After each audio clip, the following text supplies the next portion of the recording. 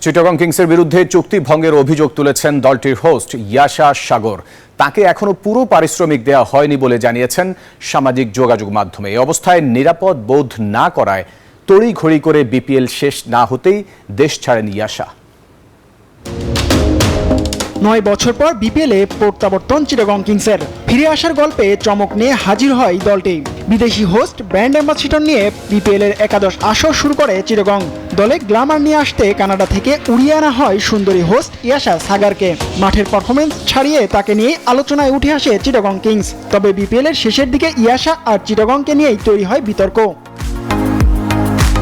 BPL শেষ হওয়ার এক সপ্তাহ পর চিটাগং কিংসের বিরুদ্ধে নানা অভিযোগ তুলে সামাজিক যোগাযোগ মাধ্যমে বিশাল এক পোস্ট দিয়েছেন এই কানাডিয়ান সুন্দরী হোস্ট। ইয়াশার সঙ্গে কিংসের চুক্তিপত্র অনুযায়ী ডেইলি অ্যালাউন্স ৫,০০০ টাকা করে দেওয়ার কথা ছিল দলটার। চুক্তি স্বাক্ষরের আগে $৫,০০০ ও জানুয়ারিতে সমপরিমাণ অর্থ দেওয়ার কথা ছিল কিংসের।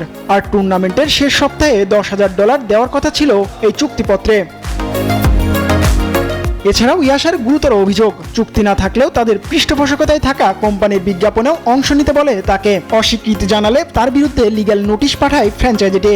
ভিসার মেয়াদ বাড়াতে ইয়াশার পাসপোর্ট জমা নেওয়ার পর তা ফেরত দিতে নানা টালবাহানা করেছে দলটা। যেই রাতেই ভিসা হাতে পেয়েছেন সেই রাতেই আইনি নোটিশ পান ইয়াশা, যা দেখে ভয় পান বলে তিনি জানান। যার জন্য বাংলাদেশের কিছু মানুষের সাহায্য নিয়ে চিটাগং কিংসকে না জানিয়ে ফাইনালের আগে দেশ ছাড়ার সিদ্ধান্ত নেন।